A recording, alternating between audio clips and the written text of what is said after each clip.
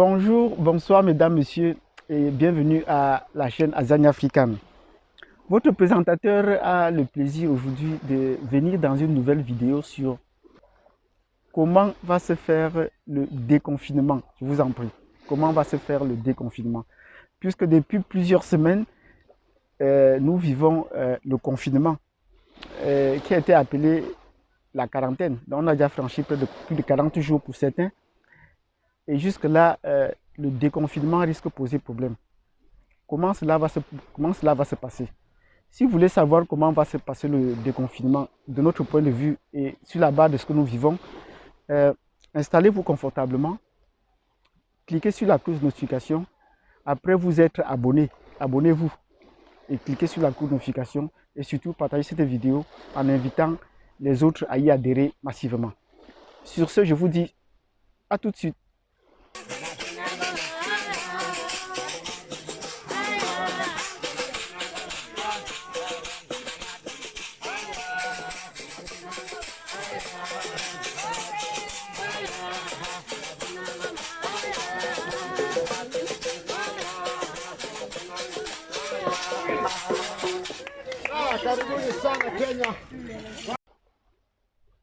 Bienvenue dans la chaîne Azania African.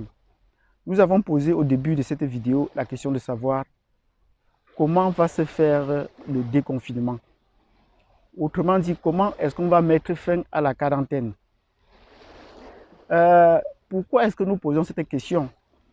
Parce qu'il se pourrait, dans le contexte actuel, que le déconfinement ou la mise en fin de la quarantaine pourrait être un serpent de mer. Comment cela? Alors que nous approchons au fur et à mesure de la fin de la quarantaine, les 40 jours qui étaient prévus pour le contrôle de cette épidémie, les gouvernants qui nous ont placés en confinement commencent déjà par suggérer plusieurs dates, sur la base de quoi on n'est pas encore convaincu. Mais par-ci, par-là, on annonce déjà la maîtrise de la pandémie. On annonce par-ci, par-là qu'il n'y a plus une croissance ou une stabilisation de l'infection. Et sur cette base, on pourrait déjà envisager le déconfinement. Mais ces mêmes autorités politiques qui nous annoncent le déconfinement nous disent que le déconfinement ne va pas faire tout d'un coup. Il ne va pas se faire tout d'un coup. Sur la base de quoi est-ce qu'on va procéder au déconfinement et quelles sont les structures, les étapes par lesquelles on devra passer. S'ils sont unanimes à dire que pour déconfiner, on va commencer par les établissements scolaires qui étaient fermés. Et effectivement, dans la plupart des conditions, c'était les établissements scolaires qui étaient les premiers à être fermés. Il va sans dire que certains pays ont déjà commencé par reporter le déconfinement parce que les conditions ne sont pas encore actuellement réunies pour procéder à un déconfinement dans le cadre scolaire. Et on commence déjà par le reporter. Prévu pour la plupart des pays au début du mois de mai, on commence déjà par le repousser vers la mi-mai. Et ceux qui n'avaient pas déjà envisagé le déconfinement vous parlent que ça pourrait être en début du mois de juin pour la reprise des classes. Or, les plus prévoyants dans certains États ont dit que l'année scolaire est carrément finie et que la formation en ligne va se poursuivre. C'est en ligne qu'on va faire la formation, qu'on va faire des examens et que tout cela va s'achever. Donc, ils donnent rendez-vous aux élèves en présentiel et en salle au début du mois, je ne sais pas, à la mi-août, mois d'août de toutes les façons. Début mi-août, ce serait ça. Donc, voilà comment est-ce que le déconfinement commence déjà par devenir un serpent de mer. Dans des clubs plus privés, ces hommes politiques qui nous parlent d'un déconfinement au mois de mai ou au mois de juin nous disent que le déconfinement effectif ne pourra pas avoir lieu avant le mois d'octobre prochain. Allez-y comprendre quelque chose. Pourquoi est-ce qu'on choisit le mois d'octobre d'entrée de jeu? Qu'est-ce qui va se passer d'ici là pour que ce soit jusqu'au mois d'octobre? Ça veut dire qu'à partir du mois de mai, juin, juillet, août, septembre, octobre, on aura encore 6 mois devant nous. Qu'est-ce qui va se passer d'ici ces 6 mois? C'est ce qu'on ne sait pas encore. Pour qu'on puisse dire que le déconfinement n'est pas encore sûr et que les populations devront être patientes. Cette patience, on a déjà atteint les limites pour certains. Et on voit déjà pour certains travailleurs l'exaspération de pouvoir retourner au travail, de pouvoir se battre pour se nourrir. C'est au cas au Nigeria et même dans certains États des États-Unis, on annonce déjà qu'il y a des populations qui se révoltent. Pourquoi est-ce qu'ils se révoltent? C'est pour retourner au travail ou c'est parce qu'ils ont faim, parce qu'ils n'ont plus assez de ressources? De tout cela, on ne peut pas en savoir plus que les autorités en parlent très peu de cela.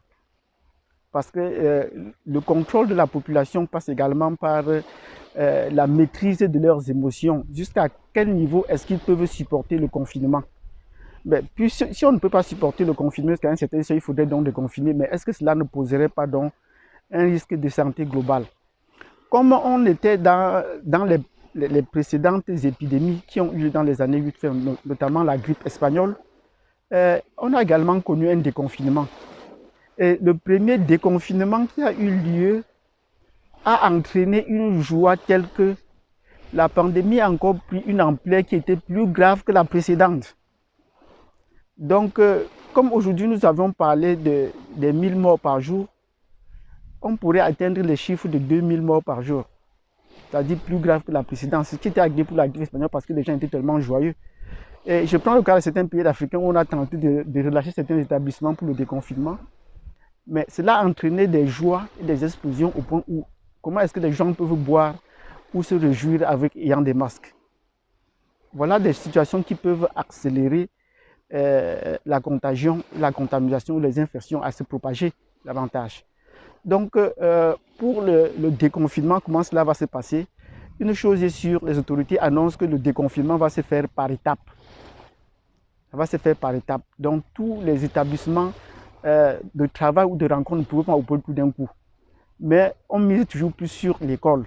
C'est l'école qui va commencer par ouvrir. Mais quand est-ce que les écoles vont rouvrir et comment vont se passer les examens de fin d'année? Là, on ne le sait pas encore. Donc, nous invitons tout le monde d'être patient, de rester alerte. Si nous avons une information nouvelle à ce sujet, nous ne manquerons pas de vous faire signe et de vous dire et de vous donner notre position. Donc, si vous avez compris la situation jusqu'à présent de notre point de vue, vous me faites un pouce, abonnez-vous et cliquez sur la cloche de notification parce que dès que nous aurons un nouvel élément, nous n'hésiterons pas à venir avec vous et ne la perdez pas parce que ces éléments s'enchaînent très rapidement. Actuellement, les événements sont en train de se dérouler très rapidement et pour ne pas les perdre, il serait important de vous abonner, de cliquer sur la cloche de notification et surtout de partager. J'attends vos commentaires si vous avez une autre orientation que vous avez apprise et que pourrait prendre ce déconfinement pendant que nous y sommes. Merci de m'avoir écouté jusqu'à la fin et je vous donne rendez-vous à la prochaine séance. À bientôt.